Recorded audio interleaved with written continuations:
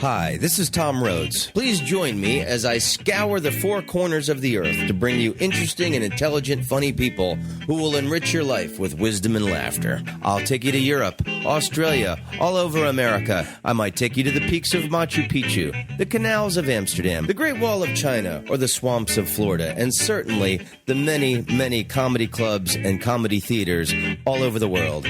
Come hang out with me and meet the many interesting people that pop up in my life as I travel the world as a stand-up comedian. You're listening to Tom Rhodes Radio. Karate kick, baby. Rock and roll.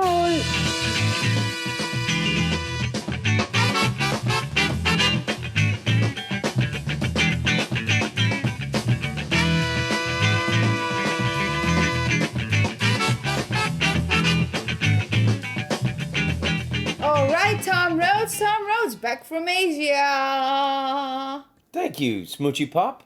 Welcome to Tom Rhodes Radio Smart Camp. Welcome. Hey, and would you like me to pour you some Dragon Ball jasmine tea? Oh, that sounds lovely, darling. How about a cup of tea? Cup of tea for the podcast, please. We just got back from Hong Kong. What was your experience the first time you went to Hong Kong? I loved it. Did you enjoy it? Yeah, I loved it. It's so different, so Asian. futuristic. And there's a lot of people there. Well, it's funny, my experience with Hong Kong, because I think I've been there like 7 or 8 times. And when I was younger, I basically was partying all night. And I was just there for, Food? drugs and booze and This time. staying out all night. And then now I'm older and I'm married, and I was there for food and knowledge. So just shows you how life is. And Dragon Ball tea. And we got some Dragon Ball jasmine tea from a very authentic Chinese tea shop, right? And it was funny because we bought it the last day, and Yummy. we spent all our Hong Kong money, the cash that we had, and we told her, look, we have so much cash. How much tea can we buy?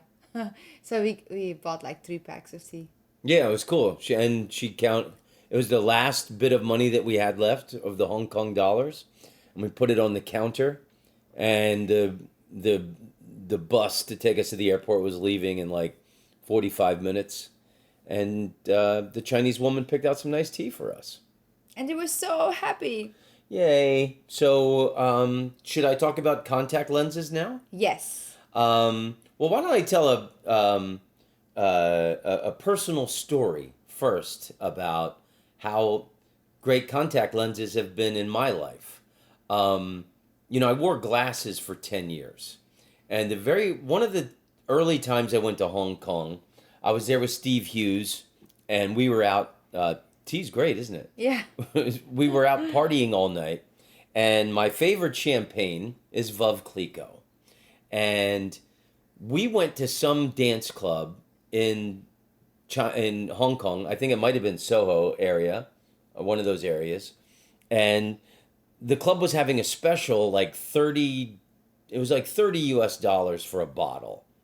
And normally those bottles are like $45 a bottle. So I told Steve I want to get my own bottle and dance like a pirate and drink out of the bottle. And we were already...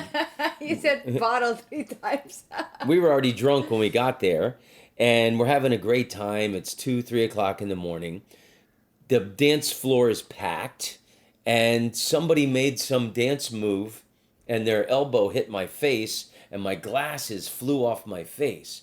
And Steve Hughes is super tall, and he put out his arms to block people away from my glasses until I could grab the glasses. And I thought that was like a really beautiful thing for a friend to do. And I only had 1 pair of glasses, and I couldn't, I had like 2 more weeks left on my Asia trip. My trip would have been screwed. You would have walked with the glasses with the bandage on your glasses. Yeah, like a total loser. So one of the greatest things I did was get contact lenses, and I don't have to worry about glasses anymore. And we have been contacted by simplecontacts.com to give our listeners a special $30 off Tom Rhodes Radio special offer. Yay. What do you think? It's really convenient. There's no need to renew your prescription. You can take a 5-minute vision test from your phone or your computer, and it's reviewed by a licensed doctor. You receive a renewed prescription, and you can order your contact lenses right over the internet. Or if you have your existing prescription, you can send that to them, and you can renew your prescription online. It's usually, once every year you have to go and get this new vision test and the new contact lenses. And that is the worst thing that's why I always get like a year's supply. So I only have to do it once. And this is a pretty great offer for the Tom Rhodes listeners. The vision test is only $20. And that's only if you need it. If you have your prescription, you can send that in. And then the vision test is not a replacement for your periodic full eye health exam. They test you for your current prescription. You can do it on the phone or a computer. And again, you get $30 off with the Tom Rhodes promotion code, which is capital T, capital R for Tom Rhodes Radio. So, to get your $30 off contact lenses, any brand that you use, go to simplecontacts.com/TRR. Enter, and when you check out, the promo code you enter is TRR, capitals, all capitals, capital T, capital R, and get $30 off some contact lenses. And you won't have to you want no more appointments, no more waiting rooms, no more overpaying at all these bozo shops where you get contacts renewed. So it's a pretty great deal to save $30 on your lenses. They'll send it to you in the mail. Any of the kind of contacts that you use, pretty fabulous offer. So I want to mention one more time, the test is not a replacement for your periodic full health eye exam that you need to do at a regular doctor. But you can get your contacts renewed by taking a simple eye test or by just sending them the prescription that you already have from your doctor. And once again, that's simplecontacts.com/TRR. And then enter the promo code TRR at checkout. Give it a try and let me know how it works out. Okay, so that's my little spiel for simplecontacts.com. How'd you think? Did I sound natural and enthusiastic? Yeah, it sounds like it's your company. I loved it. I love it. I love contact lenses. And now I can drink all night and dance in Hong Kong without getting my glasses knocked off. Don't you have a joke about contact lenses? I did. I used to, when I first, it's so funny because I stopped drinking and partying, But you're talking about the joke where when I first started wearing contact lenses, sometimes I'd get drunk and I would fall asleep with my contact lenses on, and I would wake up and I'd be like, oh my God, it's a miracle. I can see perfectly. I can see perfectly now. My eyes are cleared.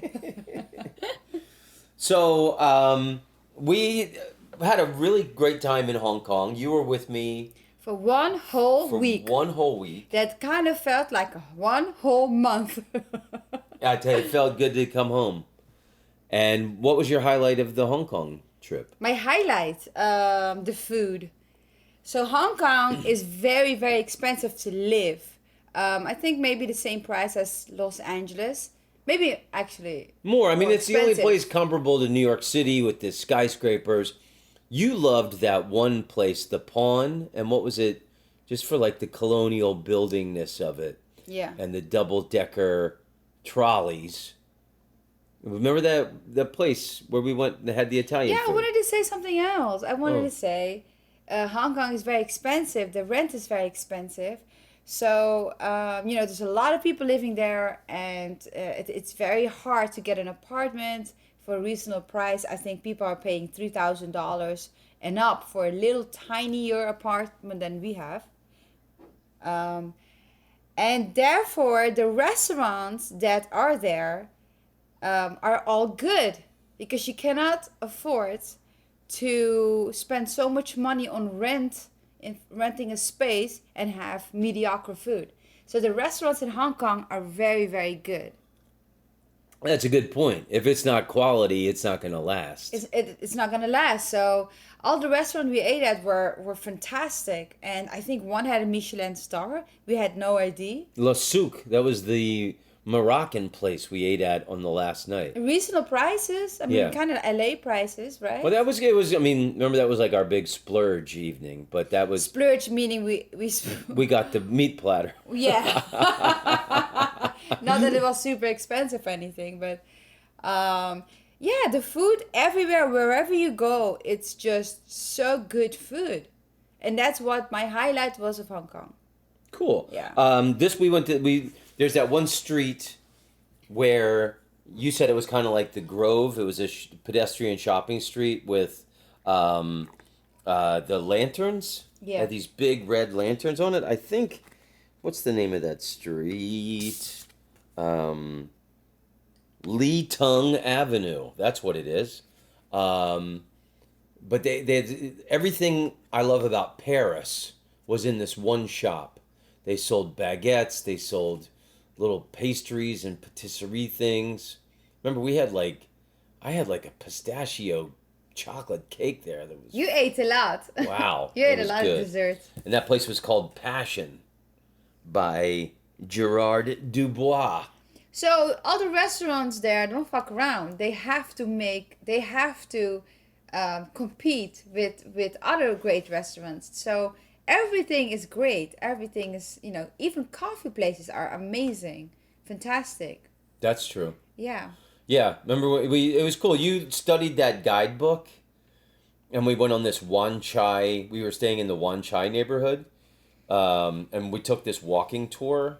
And you took all these great photos of meat shops and vegetable shops, and it was just crazy Hong Kong neighborhood people.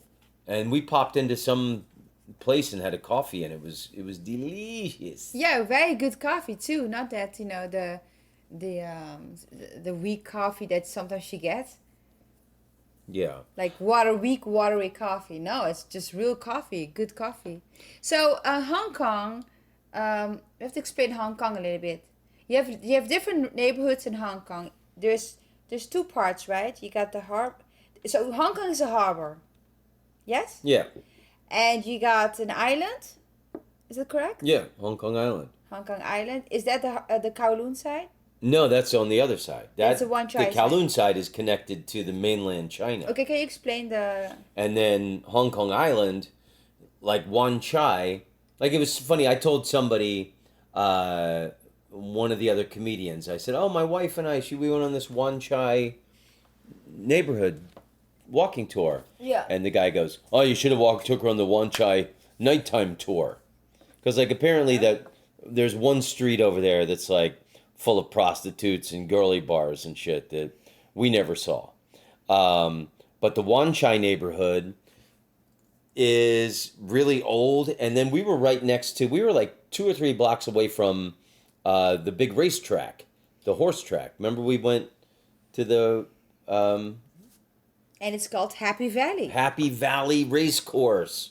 That's what it's called. And that's like a famous race course. We went to the Hong Kong History Museum. That was one of the highlights for me.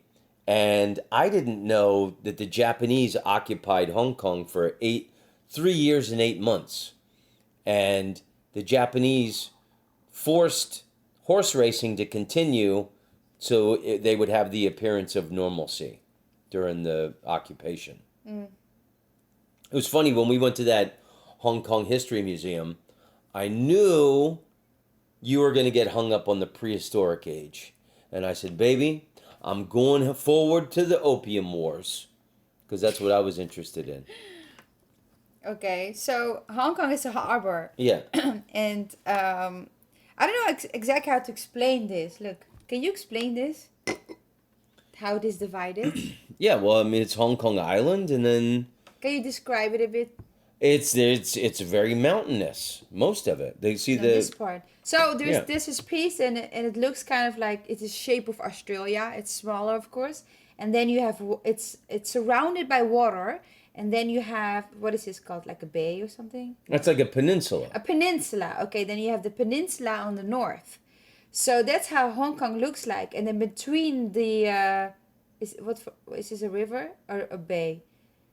And then That's the Hong Kong harbor. okay, and then the Hong Kong harbor is connected uh, with like a road, but all the people go from the harbor, or sorry, from the island to the peninsula with a star ferry, and then along this harbor of those two connecting to the peninsula and the, what is this called? Island. And the island, you have all these amazing high Skyscrapers. skyscrapers along the harbor, like scattered. It's so beautiful, and they all have lights, and they're all unique. You know, it's all different companies because it's a financial hub. So you have to picture that Hong Kong is like that. It's gorgeous. The Star Ferry is one of my favorite things in the world. It only costs 25 cents, and it's the greatest view of all time. It's the only skyline comparable to New York City. There are hundreds of skyscrapers. And like you're saying, it's Panasonic, HSBC Bank, it's every major financial institution. Bank of America has a skyscraper there. Yeah. We were based in California. It was funny, like Bank of America, I used to not be able to, all the computer system was not connected nationwide in the United States. So I'd be in Florida and they couldn't give me my balance, and I'd say, "Are you kidding me? There's a Bank of America in Hong Kong. I can walk in there and get a balance." And you're telling me in the United States, Bank of America can't give me a balance in whatever state? And then at 8 o'clock every night, they do this light show with all the skyscrapers, and that's pretty spectacular. That's a great tourist invention. Yeah, and then we were staying in the Wan Chai neighborhood, and I think the Wan Chai is known for boutiques, right? And clothes and markets. Well, to some people, I think it's known for girly bars, and that's why Girly I bars. mentioned that. Yeah. But it's also one of the party areas, and then where we were staying was like old Chinese area. So, Yeah. because we went on that neighborhood walking tour, and it was Hong Kongers. It was old women buying fish at the wet markets. Oh my God! Remember that fish we saw that was still breathing? Yeah. Its head had been cut off, and then its gills were still breathing. It was incredible. Incredible. And there was this bowl of big shrimp. Prawns or shrimp? Prawns, same thing. I think. Well, Okay. maybe prawns are the bigger ones. And Yeah. the bowl was on a chair, and it was a little bit out on the street, just I guess to promote how fresh it was. And the shrimps were jumping out, and some of the shrimp jumped out of the bowl on the road. It was so funny. Yeah. Everything is so fresh. It doesn't even, the fish market doesn't even smell like fish. It just smells normal. That's how fresh the fish is. That's amazing, and it was cute. A few kind passersby would pick up the shrimp that jumped out of Yeah. the bowl and throw it With back their in. hands. Yeah, and it's like, man, I wouldn't want a shrimp that hit the ground, but those people didn't seem to mind. No, and you know, Hong Kong is not, I mean, it's cleaner than mainland China, I would say, but yeah, I don't know. I'm like, how you call it? Crazy clean. Yeah, you're super hygienic. So, the Hong Kong History Museum, that's something I never did before. Oh, but I wanted to say, so Oh. we were staying in the Wan Chai area, And then you got another area, it's called the Soho, where you got all the great restaurants and bars. It's really my favorite. I really like that neighborhood. And then across the harbor on the island, it's called the Kowloon side. And the Kowloon side is known for Well, it's wow.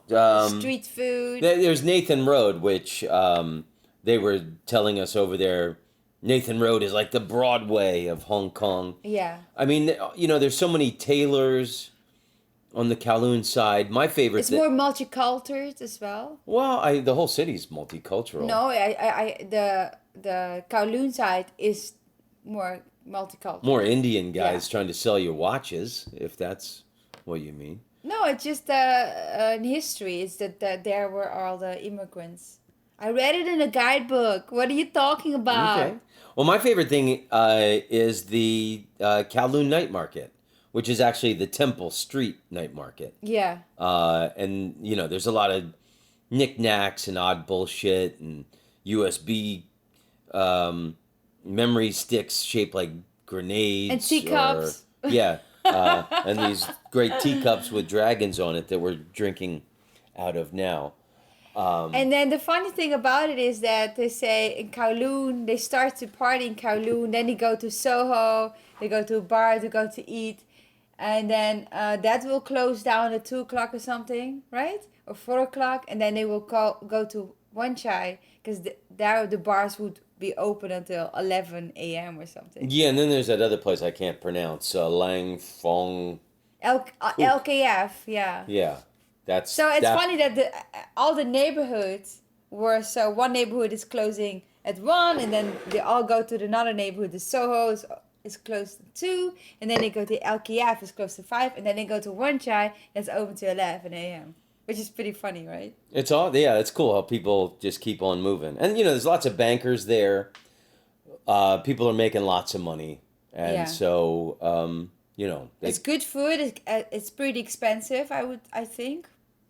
yeah. And the club that I played, the Takeout Comedy Club, on Elgin Street in Soho, it was in that cool neighborhood. And so Soho, if you can imagine it, the center of Hong Kong Island is a mountain, and so the streets go up. Yeah. And I was thinking about it. And it's pretty with all the skyscrapers, and then behind the skyscrapers you see this huge mountain. Yeah. And it's very tropical. Hong Kong is very tropical, and so Yeah. it kind of looks like Jurassic Park, Well, what I was gonna say was it's something really cool, and it goes through Soho. There's this one area, and basically it led straight up to where the Takeout Comedy Club is there's these escalators In the middle of the road. that go up like 6 streets.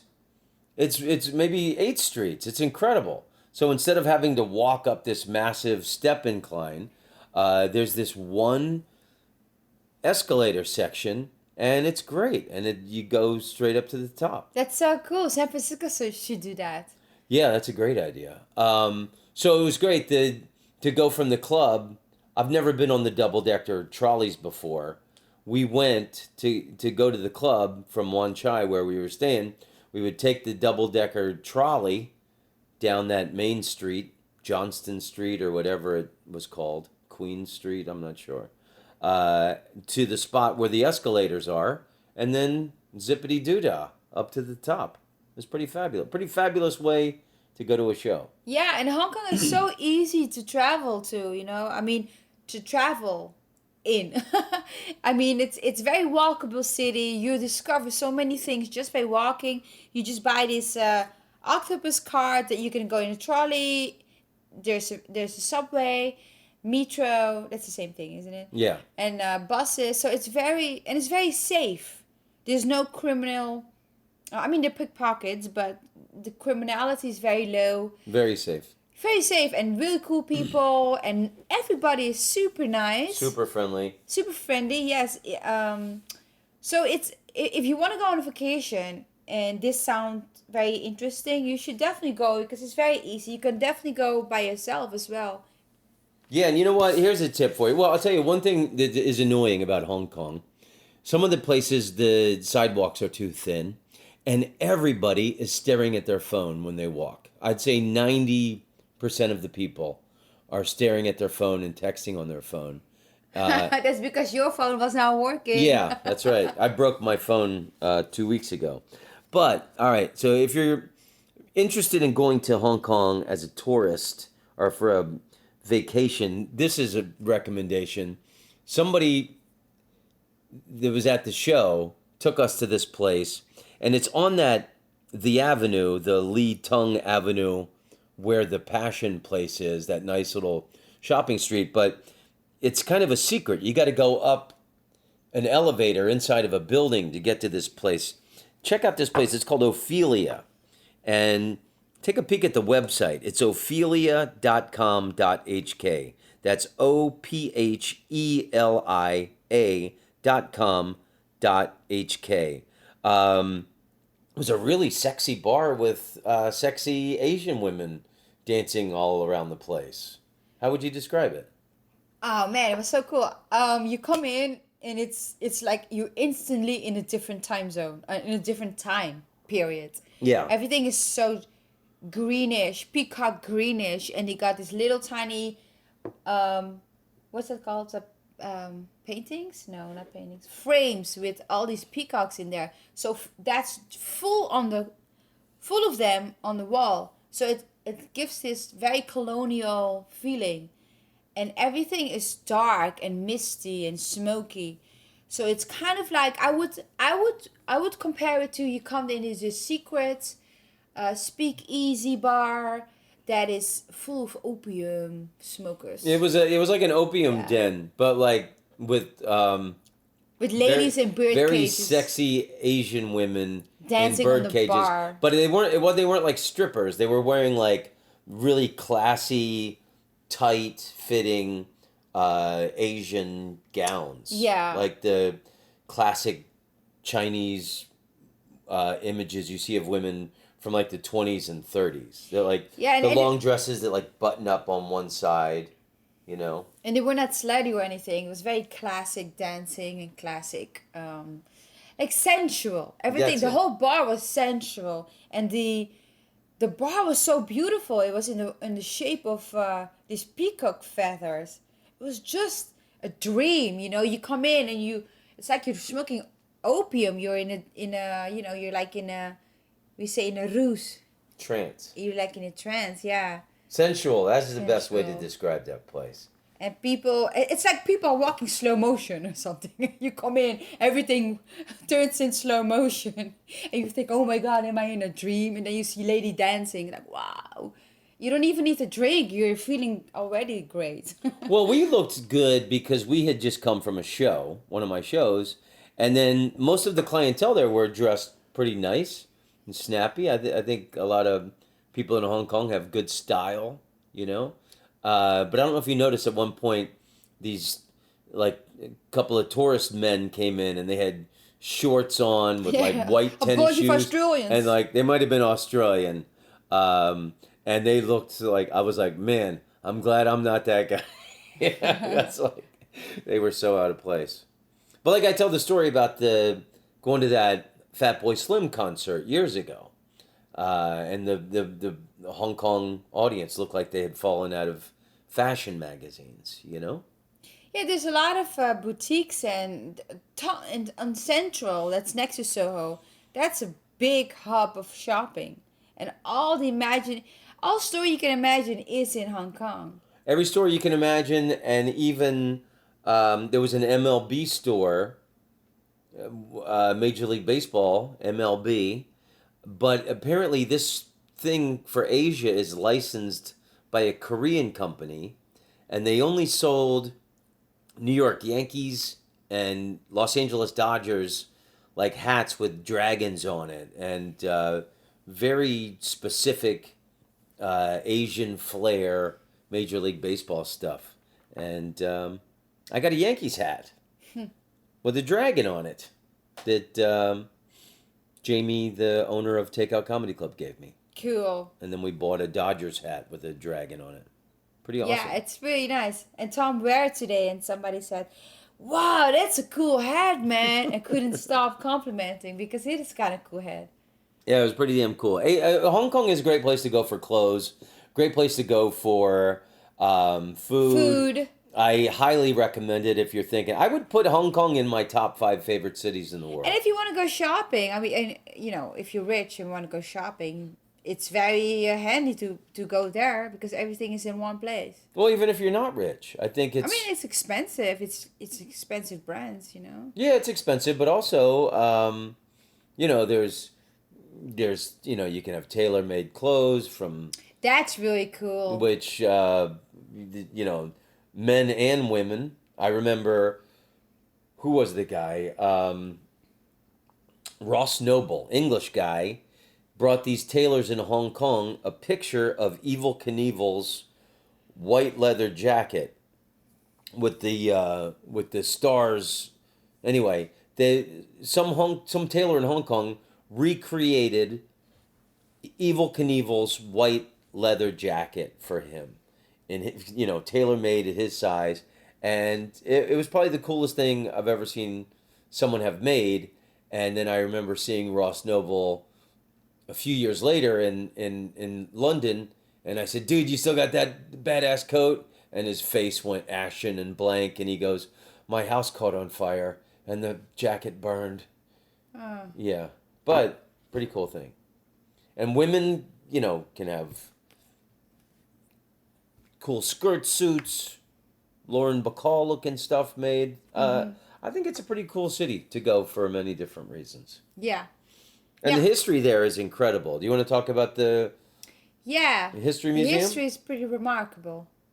So the History Museum is on the Kowloon side, and the thing that's always fascinated me was about the Opium Wars. But what I learned at that Hong Kong History Museum is Genghis Khan is how there was like the Sung Dynasty or the Song Dynasty was in China, and Hong Kong Island was just like a little fisherman village, and this dynasty fleeing the wrath of Genghis Khan went all the way southwards, and the island started to develop by people who were fleeing Genghis Khan, first of all, and then the Opium Wars, which I've always wanted to read about.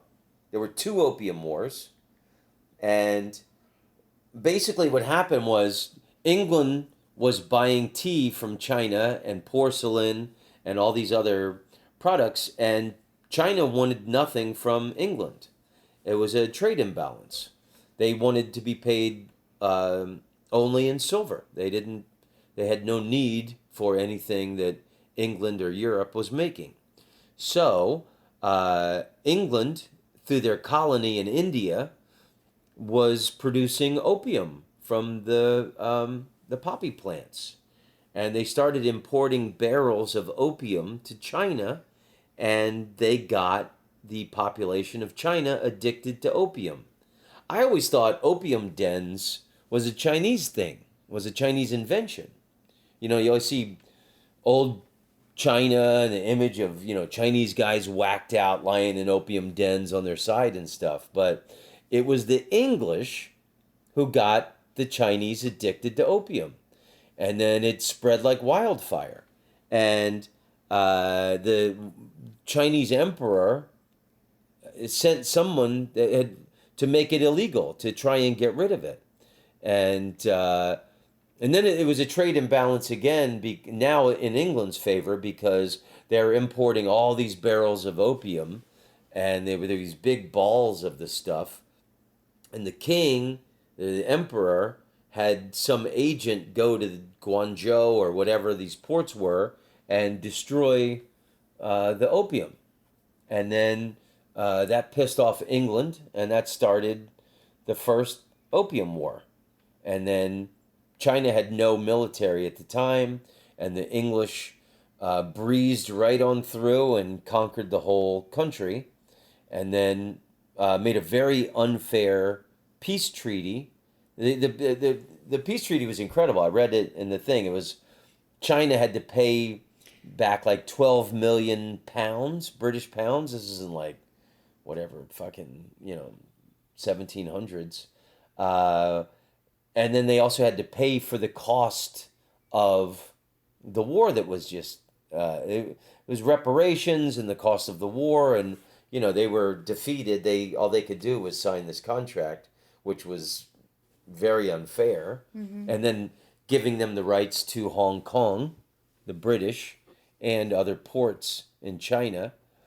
And then there's no way they could pay back the money. And there's no way they could meet all the demands of this peace treaty. So that is how the Second Opium War happened, where the British just sent in troops again to take all their shit. Yeah, and then they made a contract, right? And they said, we're going to own Hong Kong for the next 99 years. Yeah. Yeah, and that ran out in 1997. So, so I guess it was the 1800s when all that stuff was going on. So, pretty fascinating. I'd like to read a book about the Opium Wars. But that's also the reason that Hong Kong has, a very British history. And they did a hell of a job. I mean, the roads are great. They did, yeah, because if you look at other cities in China, Hong Kong is the place that you want to be. Yeah, they did a really remarkable job there. It's now the financial hub, the roads, British education, swimming pools. Everybody talks English. Well, not everybody, but most of the people talk English. Well, yeah, the British did a commendable job, and they brought some horse racing. They brought. Yeah, it's fun. It's good. They brought some HP brown sauce. So I would say the highlight for me of one of the highlights on Saturday night at my show, sitting in the front row, and it was nice. The club was great, and I was very touched that the owner of the club, Jamie, gave me the Yankees hat with the dragon on it. And then the highlight of the week for me, I would say, other than hanging out with my smoochie, riding the Star Ferry, Saturday night in the front row was a group of Germans who worked for Adidas. And the comedian before me made fun of them, asked them what they did for a living, and the guy said he worked for Adidas, and he said, he goes, "Oh, you're here overseeing the children's sweatshops who are making the shoes," or he made some joke like that, Oh, cool! The Dragon Balls it popped. Oh, they pop open! Wow. Oh, you put a lot of Dragon Ball tea in there. I didn't know how many Dragon Balls to put in the thing. So the Dragon Ball Jasmine tea has little balls, and it just all popped open. Wow, I didn't know it does that. And you know what? It's Dragon Ball tea, Dragon Ball Jasmine. The effect is released body heat and relaxing. Well, I certainly feel relaxed. Feel relaxed, darling. Well, so I went on stage after the dude was making fun of Adidas, and halfway through my set, I blew their minds by saying it was Nike who got in trouble for the child labor, and Adidas is the greatest shoe brand of all time, and I'm wearing my Adidas Gazelles on stage, black, and I gave the history of, this is what blew their mind, the Germans who worked for Adidas. I said it's the greatest shoe brand of all time, and the story of its founding is incredible. There were two brothers that hated each other's guts that started Adidas. It was Adolf and Rudolf, and they started in the 1920s, 1930s. They sponsored a couple of athletes that did well at the Berlin 1936 Olympics. The shoe company's going great, and then World War II breaks out, and the Allies are bombing Berlin. The families of the two brothers, they were both married, had to share a bunker for when there was bombing. And so Rudolph and his family are already in the bunker. And Adolf is bringing his wife down into the bunker while the Allied bombing is happening. And he says, "The bastards are back again." And he was probably referring to the bombs, the planes dropping the bombs, but Rudolph took that like he was talking to about his family. Sensitive Rudy. Sensitive Rudy. So after World War II, he breaks off, and then he goes and starts his own shoe brand.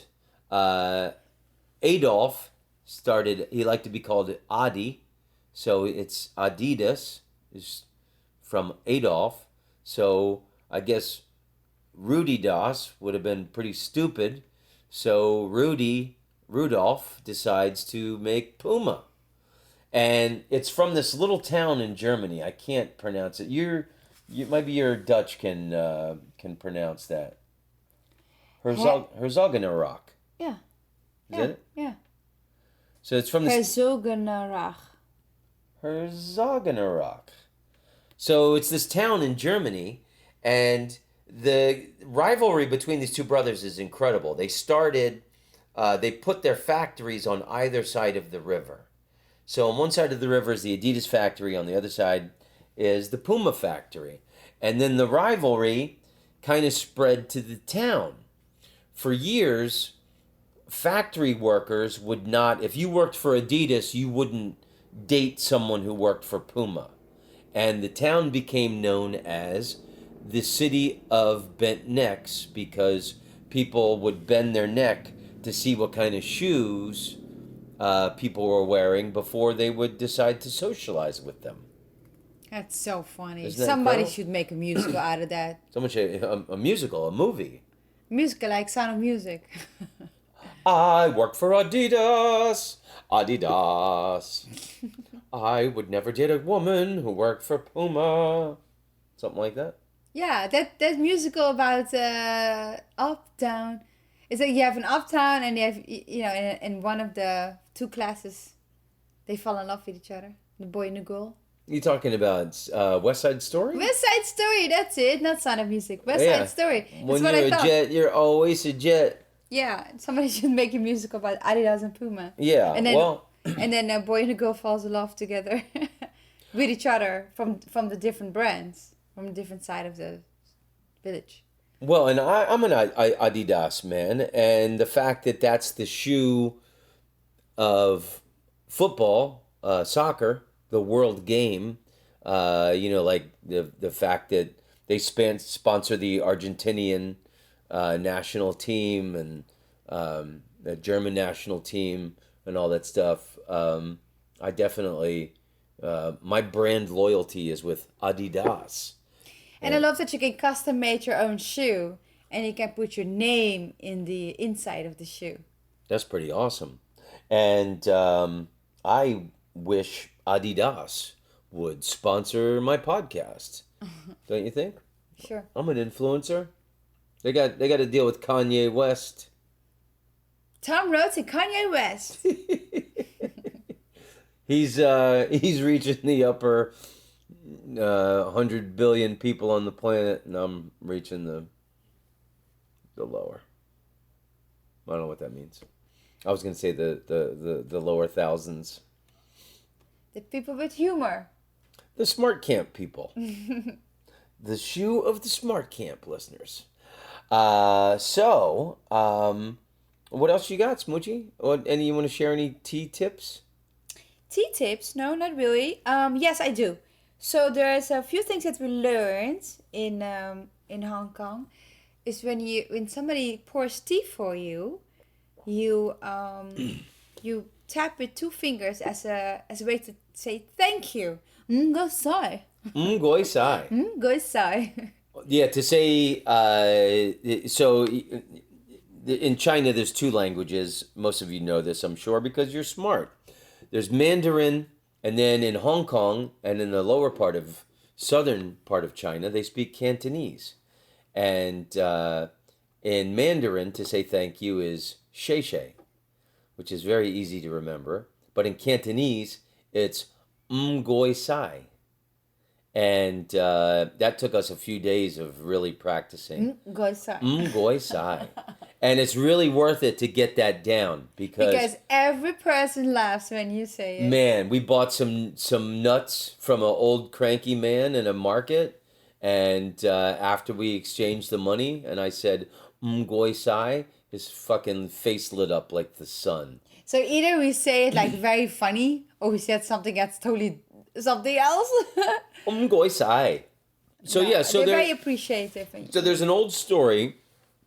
This is what you're talking about, and there was an emperor somewhere in China hundreds of years ago, and he had to go undercover into enemy territory for something. And he's traveling with his servants, and uh, when the person poured him more tea, and so it's a real cool thing in China. When someone pours you tea, you just tap your index finger and your middle finger on the table, and that means thank you, right? Yeah. Because if he'd have said thank you, the person serving the tea would have known he was the king and would have killed him. Something like that. No, not thank you. Because the king is not supposed to pour tea of the emperor. Right. But he was on the cover, so he's pouring tea for everybody. And there's the servants, just not to let him lose face or whatever, wanted to say an extra thank you to him because he's the emperor. So the two fingers are a symbol of that they are bowing. Ah, So they okay. bow to the king. Okay. Well, we were told it's a very cool thing, and so it's I want more tea or it's thank you. Thank you. So when someone pours you tea in China, you just tap your two fingers on the table, and that Yeah. means thank you. Yeah. And when you're done with your tea, you put the top on the side so the people know that you want more tea. That's pretty awesome. My favorite story if we're talking about ancient China stories, is the Dragon Boat Festival story. So the Dragon Boat Festival is the biggest, that's like their 4th of July. That's the biggest festival in China every year. And here we go. The legend of Q Yan, best known legend. So this hero, this guy, he was like a minister of this area that got conquered, and the guy was so upset he committed suicide by jumping in the river. And the people loved him so much they threw rice balls into the river so that the fish wouldn't eat the corpse of the hero that they loved. And this is the Dragon Boat Festival. It's the biggest festival in China. So it's pretty interesting. Okay, so in 278 BC, the Qin state conquered the capital of Chu. On hearing of the defeat, Q Yan, in great despair, committed suicide by drowning himself in the Milu River on the 5th day of the 5th lunar month. The rest is legend. When they heard of Q Yan's death, the local people were very sad and rowed out on the river to search for his body, but were unable to find him. To preserve his body, the locals paddled their boats up and down the river, hitting the water with their paddles and beating drums to scare evil spirits away. They threw lumps of rice into the river to feed the fish so that they would not eat Q Yan's body. An old Chinese doctor poured real vinegar, into the river to poison the monsters and to protect Q Yan. Resulting traditions. Since then, the people in the Milu River area, it's in China's Hunan province, have followed similar practices to commemorate Q Yan on the 5th day of the 5th lunar month. Gradually, rowing boats developed into dragon boat racing. The lumps of rice became sticky rice dumplings, zongzi, traditionally eaten during the festival, and real gar, wine is now drunk in commemoration of the great patriot Q Yan. Isn't that amazing? Amazing. What a story. So people rowing their boats out and banging the water with the paddles became dragon boat racing. Mm-hmm. And then throwing the rice balls in the water so that the hero's body wouldn't get eaten up became a little sticky rice dumpling snack. This is so nice. It's so nice. You know, another thing that I wanted to say is that one thing that's so great about Hong Kong is that the fruit is so nice. I mean, a banana. The first time we ate a banana over there, we both. This banana tastes like a banana.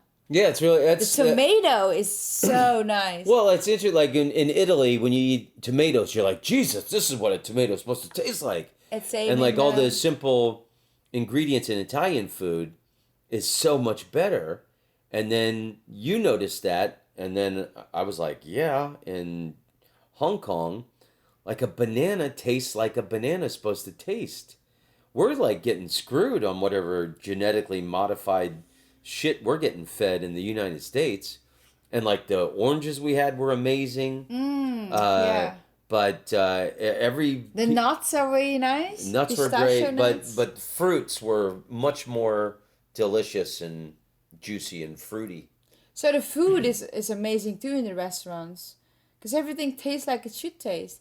And we came back, and then the first day we bought some fruits and fresh stuff for the house. Immediately the banana tastes like nothing. Oranges taste like nothing. It's such a pity. Yeah. Yeah. Well, it's a pity. Yeah. Well, one day. Oh, and here's the thing. In Hong Kong, taxis are very cheap, but the taxi drivers can be assholes. And like if you're not going to the Kowloon side from Soho, like if you're just staying on the Hong Kong side, a lot of times they won't take you because they want to get a big money fare, which is illegal. And you get into the Hong Kong taxi, you're supposed to say, I didn't do this trip with you, but I've done it in the past in Hong Kong. I learned this years ago. I would take my camera, I'd get into the back of a taxi, and if the driver wouldn't take me to my destination, I'd go, okay, no problem. And I'd pull my camera out and take a picture of his license. Have I ever told you this? Yeah. And I did it once in Hong Kong, and the guy was flipping out, and then took me to my destination. Another time I did it years later, the guy, he didn't flip out. He just said okay, because it is the law that they're supposed to take you. So it's a pretty well-known fact that the Hong Kong drivers, we had some really nice ones, but Uber is coming to Hong Kong, and they're gonna smoke them because it's so much easier and nicer. And here's the thing why I bring it up. A lot of the Uber cars in Hong Kong are Teslas.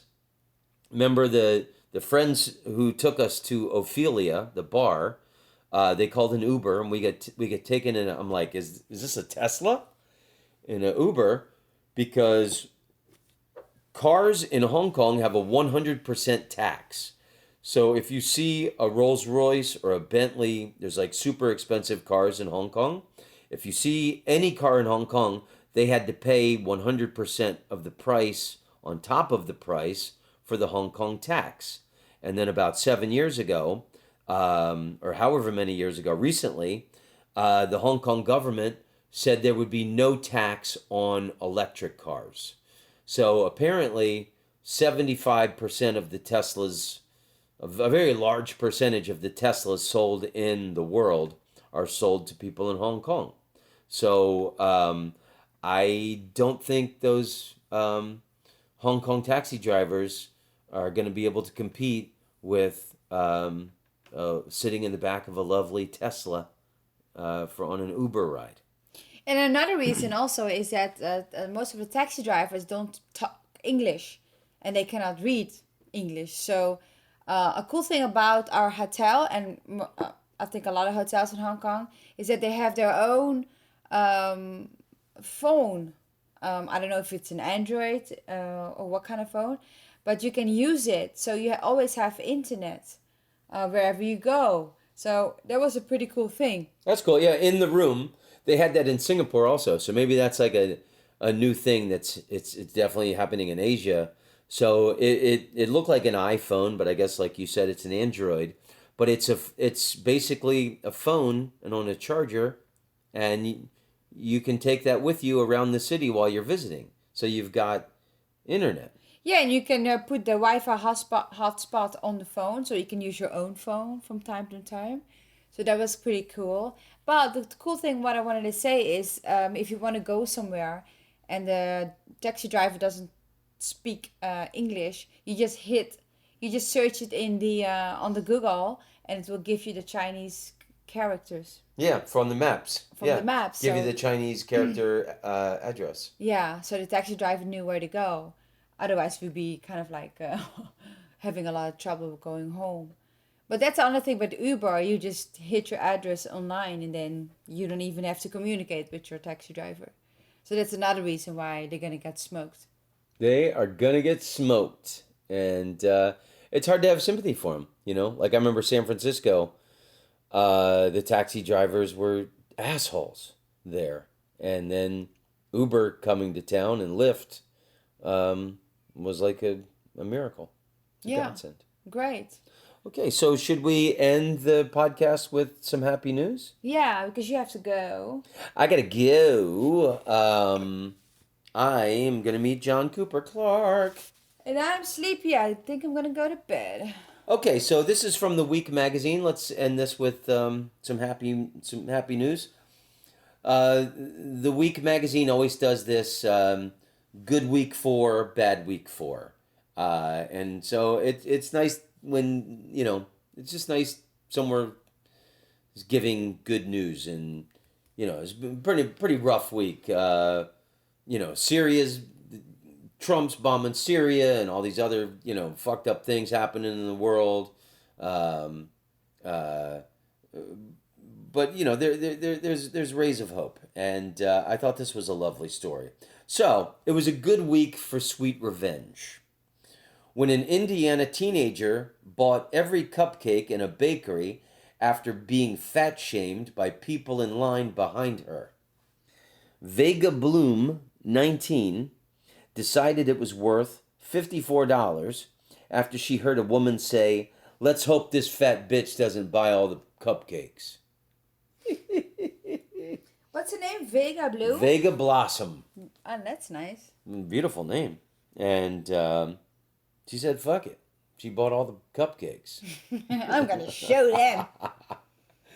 So, that's it. I guess we'll be rested and back to adjusted to the hours soon. I don't know. I'm tired. I'm gonna go. She tired. She jet lagged. Anyway, I love you, Smoochie. I love you, listeners. I hope you get a cupcake.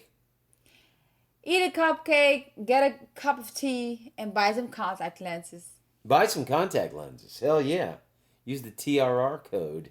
And plan a trip to Hong Kong once. It's a pretty damn remarkable place. I think you'll enjoy it. Shalom, amigos.